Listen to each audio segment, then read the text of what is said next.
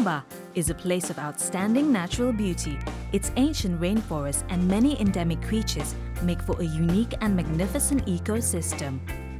But it is the richest of Sabah's reefs that make it truly beautiful and world-renowned. Nestled in the north part of Malaysian Borneo, Sabah spans 3 seas: the South China Sea, the Sulu Sea, and the Sulawesi Sea. These seas contain the largest concentration of coral reefs in Malaysia. This marine nursery of the seas harbors 75% of the world's coral species and more than 3,000 species of reef fish. This makes Sabah one of the most diverse marine regions on the planet. These reef fish, however, are now symbolic of the threats to the region's most important marine resources, and with it, the livelihood of more than 120 million people. Sabah is now one of the main exporters of reef fish in Southeast Asia. It is this incessant demand for reef fish that has contributed to the unsustainable harvesting, which is devastating the reef ecosystem. The reef's most sought-after resources are species of groupers and hamhead wrasse. The small-scale fishermen are the backbone of this industry. They belong to small local communities and often live below the poverty line. These fishers use hook and line or fish traps to bring in their catch.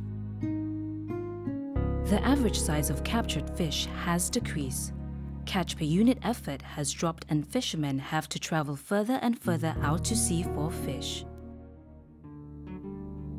Fishermen are having to resort to more extreme and dangerous capture methods, which contribute directly to habitat destruction.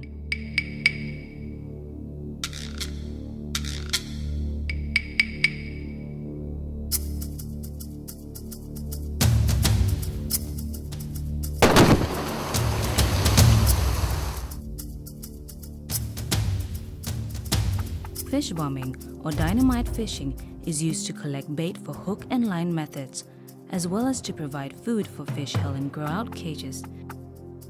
This destructive fishing practice devastates large areas of reef. The widespread use of sodium cyanide also causes much damage to reef. Cyanide fishing stunts the fish and makes it easier to catch the desired targeted high-value species. The cyanide solution is squirted in front of large fish or into reef crevices, and the coral is then broken to retrieve the stunned animals. This kills larvae, smaller fishes, and the coral reefs themselves are bleached by even the smallest exposure to the cyanide. Coral reefs degraded in this way can take over 50 years to recover. Once caught, the live reef fish are moved to holding pens to await export. Any undersized fish are held in grow-out pens where they are fed until they reach optimal size. From the holding pens, the live fish are distributed to 2 main markets. High-value species are packed for export overseas, whilst other fish, mainly snapper, grouper and sea bass, are distributed to local restaurants.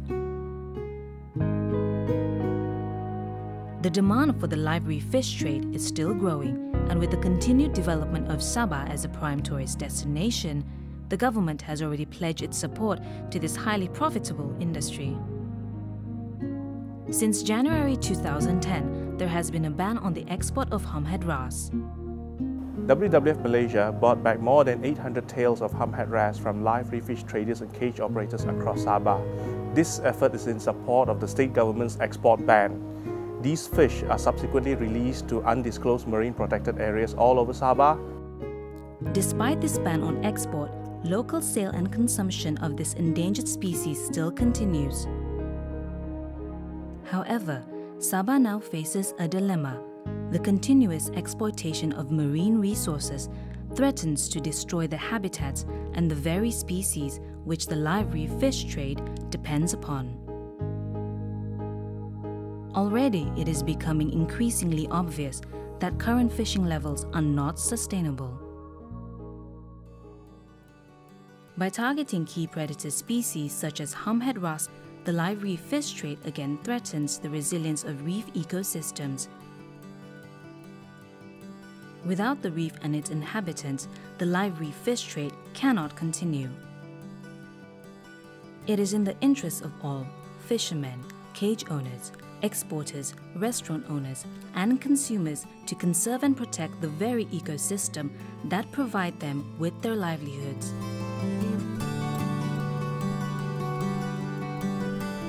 The success of a sustainable live reef fish trade depends upon a strong management plan which is enforced throughout the area. Minimum fish sizes must be established and endangered fish fully protected. Full-cycle aquaculture is one of the sustainable answers to the live reef fish trade's problems. Fish fry are produced entirely in hatcheries and held in cages until they reach market size. With proper management, aquaculture has the potential to remove much of the pressure on wild fish stocks, allowing them to rejuvenate and ensuring their long-term survival. The live reef fish trade is of great importance to Sabah, providing employment and income to millions of people. By shifting to more environmentally sound methods, the opportunity exists to both protect reefs as well as to expand this lucrative industry. The live reef fish trade is currently threatening Sabah's reefs. However, the consumers are making a difference. All over Sabah and the Coral Triangle region, consumers are choosing to consume sustainably caught fish and farmed fish. They are avoiding endangered species and saving the reef while enjoying the bounties. Everyone can do their part, and everyone's choices can make a difference to protecting the reefs and thus the live reef fish trade industry itself. If we don't protect the reefs, there will be no live reef fish trade. We can all decide responsibly what we consume. Demand to know where and how the fish you choose to eat were caught. Avoid cyanide caught fish. Avoid consuming undersized and therefore juvenile fish. These juvenile fish have not yet reached sexual maturity and have therefore not had a chance to reproduce. The fishing and eating of these undersized fish is especially damaging to the reef's ecosystem. Choose to not consume endangered species such as hammerhead wrasse. The SOS Seafood Guide will help you easily make your selection and let you know which fish species to avoid. Always choose farmed or sustainably caught fish. These changes will be the preservation of the reefs and fish life for the future. Whilst the live reef fish trade is here to stay, it must become a model for the sustainable development of the reef. We all have a role to play.